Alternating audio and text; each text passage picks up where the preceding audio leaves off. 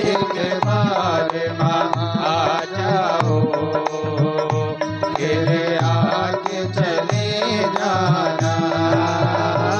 एक बार माँ आ जाओ, फिर आगे चले जाना। एक बार माँ आ जाओ, फिर आगे चले जाना। एक बार माँ आ जाओ, फिर आगे चले जाना। चले बार माँ आ जाओ, फिर आगे चले जाना। बोलिए जगत जननी मातु की जय हो। जब भगवान ने इस प्रकार से मां शक्ति का ध्यान किया, बोले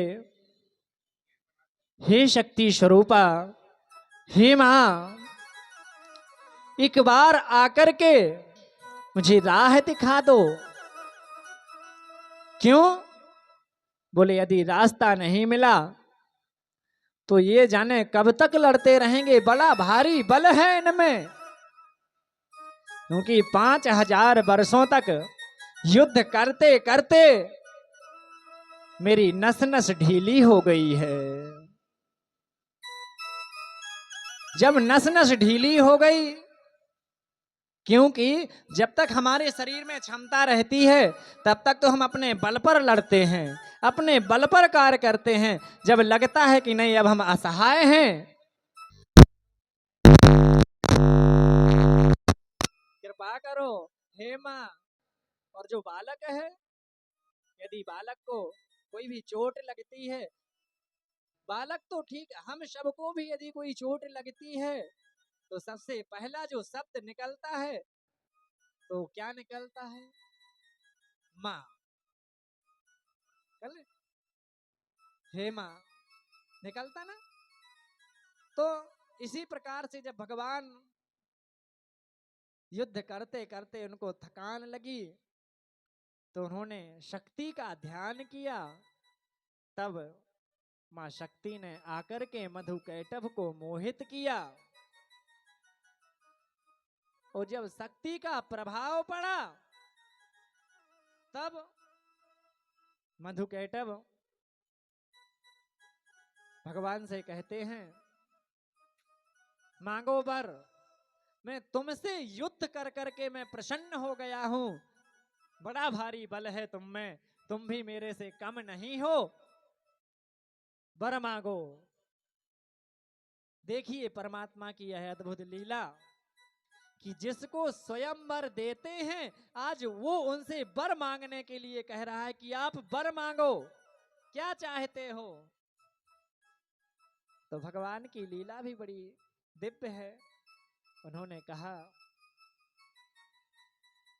भैया वर तो कुछ नहीं चाहिए, बस एक ही उपाय बता दो और चाहे उसे वर समझो। तो बोले बोलो क्या है वो। तो बोले पहला तो ये कि तुम मरोगे कैसे, और दूसरा ये कि मरो और मेरे ही हाथों मरो। 5000 साल से वैसा ही परेशान है, लड़त लड़त नसें नसें ढीली हो गई, तो कम से कम तुम्हें हम ही उद्धार करें, तुम आओ तब जाके कछु बात बने। तब मधुकैटभ कहते हैं,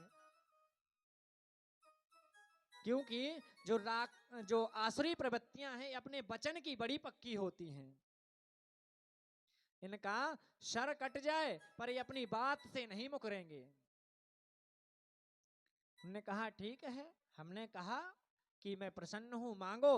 और आपने मांगा मेरी मृत्यु का कारण और अपने हाथ से मारना चाहते हो। तो बोले हे जनार्दन,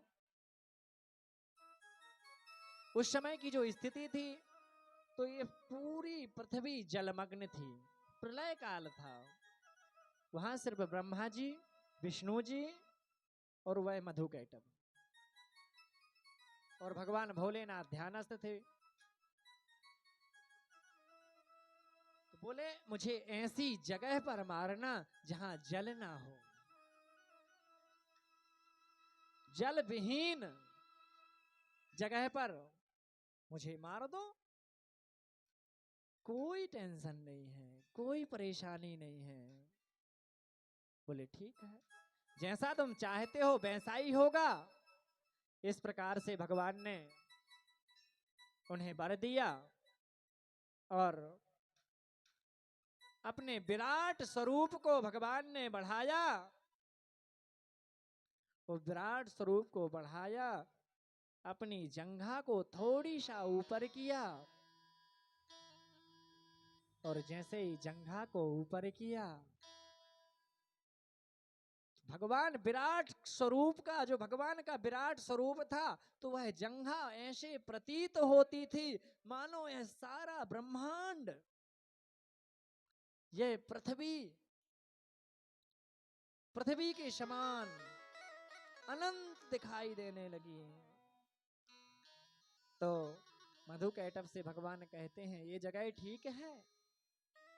बोले हाँ प्रभु ठीक है।